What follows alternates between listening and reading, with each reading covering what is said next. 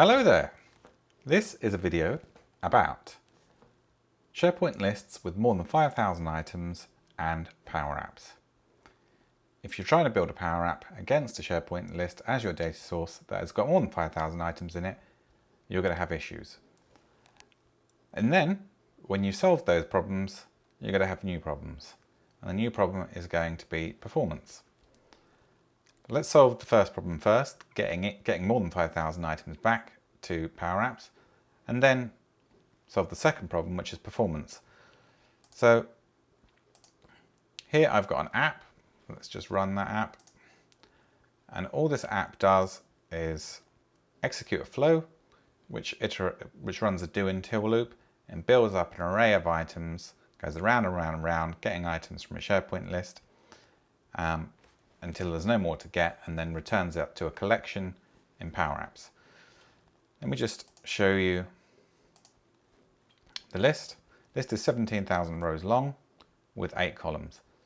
It's not really very much data, and it is kind of a shame that we have to go to such lengths to get this data into PowerApps. I started looking at this for a friend who was building his very first PowerApp against a list very, very similar to this, and he ran up against the 5,000 item problem and got a bit stuck. And I said to him, just put it in a SQL database. The problem can be circumvented, but just bang it in SQL. And he said, well, I can't do that. Our licensing doesn't allow for it, and I'm not going to be able to change our licensing at this point because of a certain virus that's going around. And it was their first PowerApp, so he wasn't going to be able to get the licensing changed on the basis of one small application. The other thing he said to me is that very few people are actually going to be using this app. Everybody else will just be consuming data, very few editors. And so ideally they wouldn't even have to use the app. They could view the data in SharePoint or Power BI or some other place. So just bear that in mind, because I'm going to apply the same solution that I apply to this problem that we've just seen here, to the viewing of the data as well. So this took 95 seconds to run, which is actually quicker than I expected it to run. But it did get us our 17,000 rows of data.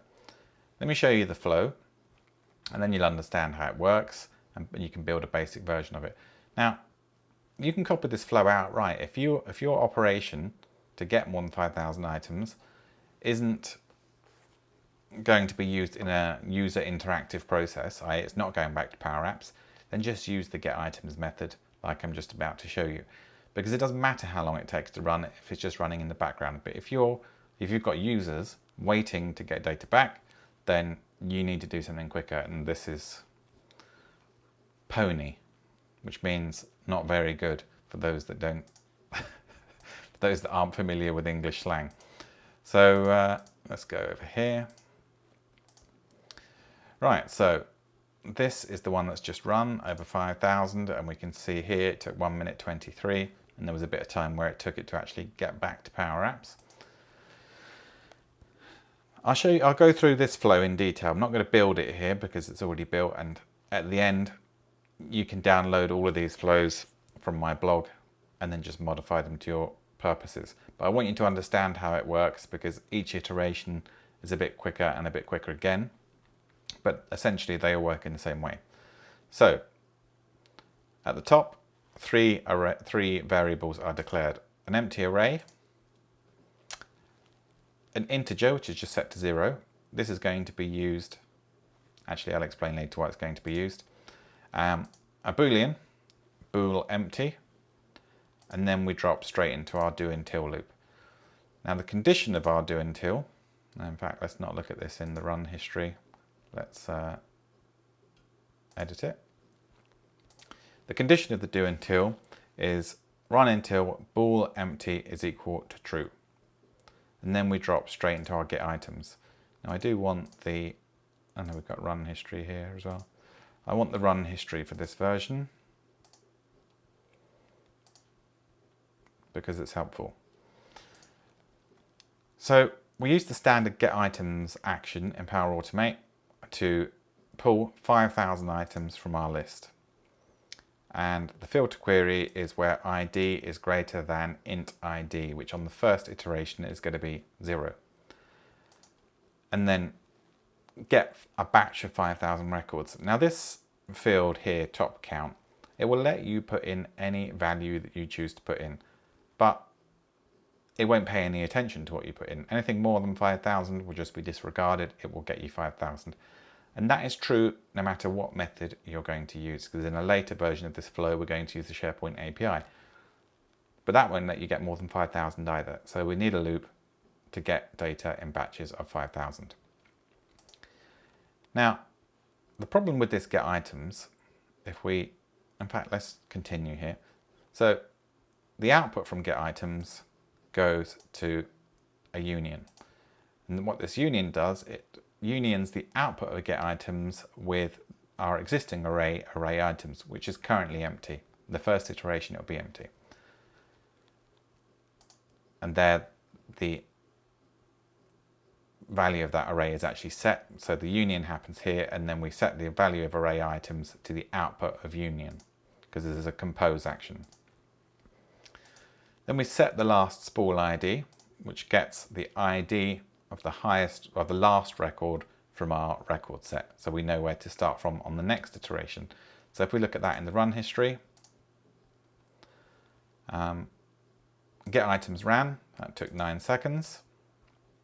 We can probably see, no we can't. The results were unioned, that took 1 second. Then the array value was actually set, that took 2 seconds. And then our last ID was set, which was set to 5,000. And then set bool empty, which was false on the first iteration. So we ended up having 5 iterations of this loop. And for each of those iterations, the get items took 9 seconds, 8 seconds, 8 seconds, 3 seconds, and 0 seconds. The reason it took 0 seconds on the last iteration is because that's when we were on our 20,000 to 25,000 version of the loop, and there were no records to get in there.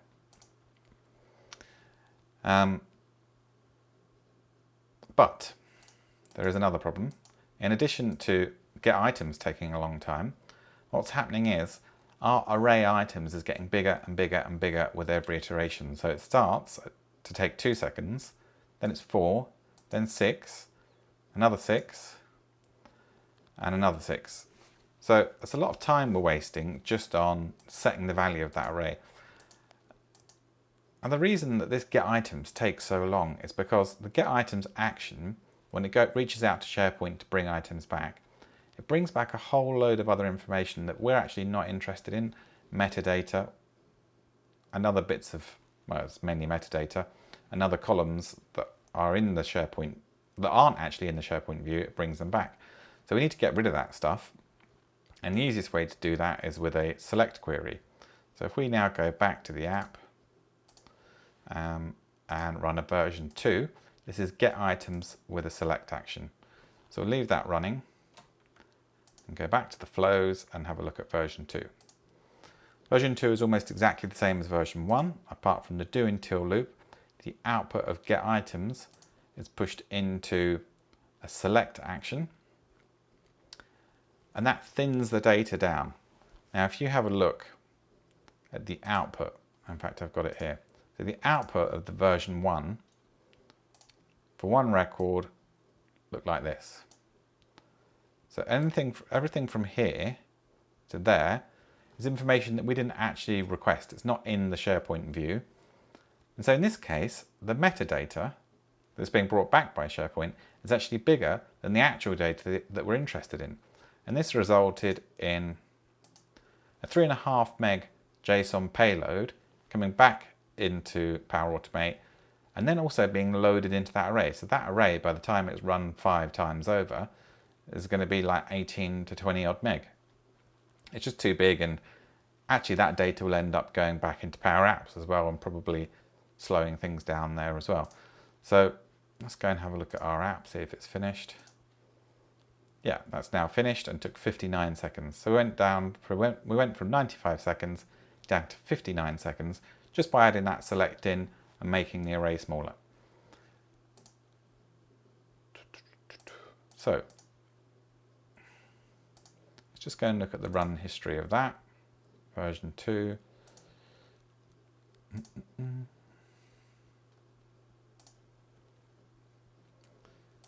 So although our array build here got quicker, we didn't do anything to speed up the query into SharePoint.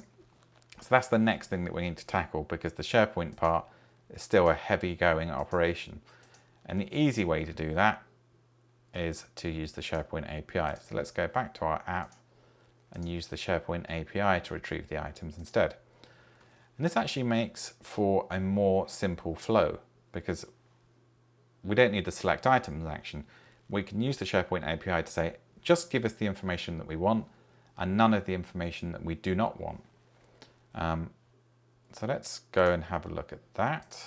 My flows, version 3. And we'll also get the run history up for that as well. Version 3, run history. And we can see already that it took 25 seconds, so it must be finished back here.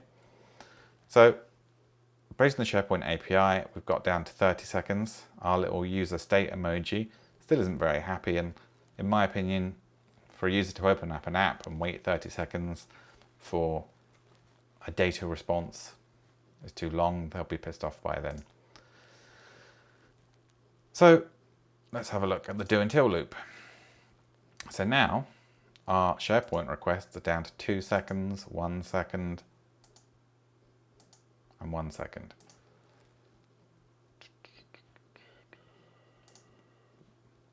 And here's how it works. Instead of using the get items, we say send a HTTP request to SharePoint. And we're going to use the API method get by title. Get by title, and then the title of the actual list that we're trying to get items from. We give it in select query, our columns, and then the filter query is the same as that we used in the get items. Now, this part here is super important. The header, if we put in OData equals no metadata, it will just give us back the information that we're interested in and won't return any metadata, which results in a much smaller JSON payload, which makes the whole thing much quicker to run. We don't then need the select action, so we go straight from our send HTTP request to unioning the array. The other operations are all the same. So that's pretty good. We're getting there. We've got down from 95 seconds to 30 seconds. The problem is that if we look at the run history, so we get 5,000 records each iteration, but we don't start getting the next 5,000 until the first 5,000 have been received, and so on, and so on, and so on. So we need a way to speed that up, and fortunately Power Automate has got a way to do that called parallel branches. So we can execute multiple queries at the same time to SharePoint, and we'll get all the data back at the same time, more or less, hopefully. So let's give that a go. I'm going to go back to the app, and I'm going to skip. I've done 6 versions. You don't need to see all of them. There's a version with 2 parallel branches and a version with 4. Another one which I tweaked a bit, which will run straight to that. So let's try that. The emoji is still happy. Still not as quick as I'd like it to be, but it is a massive improvement. We've got 10 seconds, so we're almost 10 times faster than our original. No, 11 seconds. Let's try it again. That was slightly disappointing. It's always quicker the second time round. 9 seconds. So we got there. 10 times faster. That's what we want. So let's go and have a look at this flow. Now, I don't know if I've already mentioned it, but you can just download all these flows off my blog and adjust them to your requirements. But it's good to understand what's going on as well. My flows, version 6. Let's get the run history. You can see it took 7 seconds. Again, it took a couple of seconds to return it to PowerApps. So what we're going to do is, there's a couple of extra operations in this one. It uses the SharePoint API to get the lowest ID, which is still get by title. It's just I'm getting the top one instead of the top 5,000. Get the highest ID and get the total item count, which isn't get by title. There's a separate API method called item count. So we use that there. And we'll set a variable, item count, the value that comes back from the item count action. Then, just like the previous queries, we're going to define an array, but this time we're going to define 4 of them. 1, 2, 3, 4. Same with the SharePoint IDs, 4 of those. And same with the Boolean variables, 4 of those. Because each of those 4 is going to be used in a separate parallel branch. And they've got a condition that says if the item count is greater than 1,000, then do all this fancy parallel branch stuff. If it isn't, then just go ahead and get the items from SharePoint in a single batch of 5,000 and respond. Now, if you had less than 5,000, you probably wouldn't be using this anyway, or even using Power Automate. You'd just be using the standard connector built into PowerApps. So if it is yes, then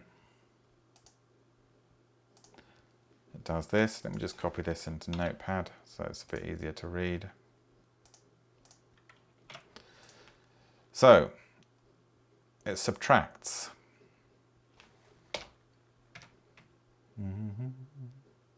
Subtracts the lowest ID from the highest ID and divides that by 4, that figure. So that just gives us sort of a guess, but it'll be, broadly speaking, more or less correct, of the size of chunk that we want to get per parallel branch. So we'll go back here now, and then we've got 4 parallel branches. It would have actually been easier to show you this with the 2 parallel branches, but hey ho. So the condition is the same for each one.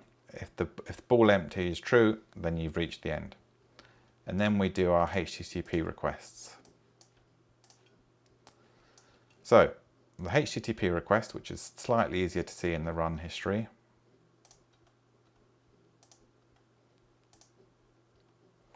is going to do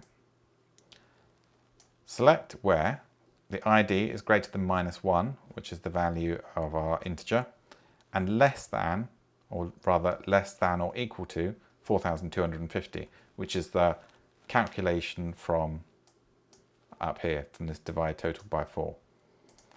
Second quarter does where the ID is greater than 4,250, so it starts off where this one finished off, and less than 8,499. Yeah, that's good. And then this one is going to be where it's greater than or equal to 8,499. Yeah. And less than 12,478.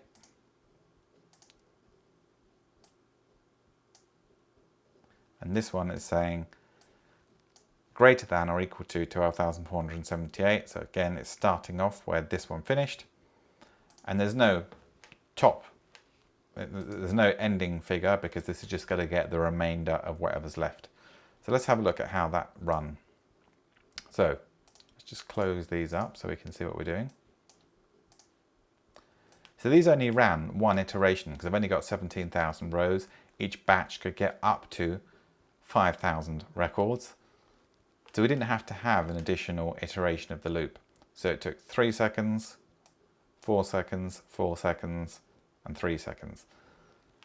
But it only takes as long as the longest branch took to execute. So in this case, 4 seconds. And then they all drop down together to combine arrays and respond. So if we look at that in Power Automate, the final action is just to respond with a union of the 4 arrays. And that gets the data back to PowerApps so much quicker. As we can see, 9 seconds. And that's a result, you know, from 95 seconds down to 9 is brilliant.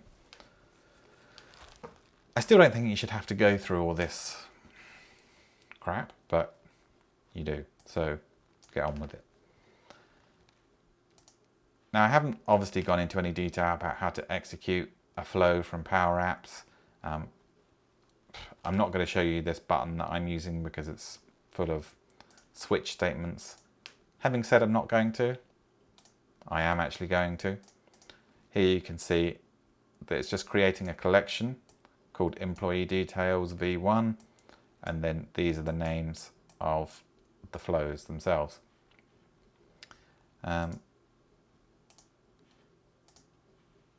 Now, earlier on in the video I said that the guy that I was helping build the app, or who was asking me for advice, also wanted a way for people to consume it easily.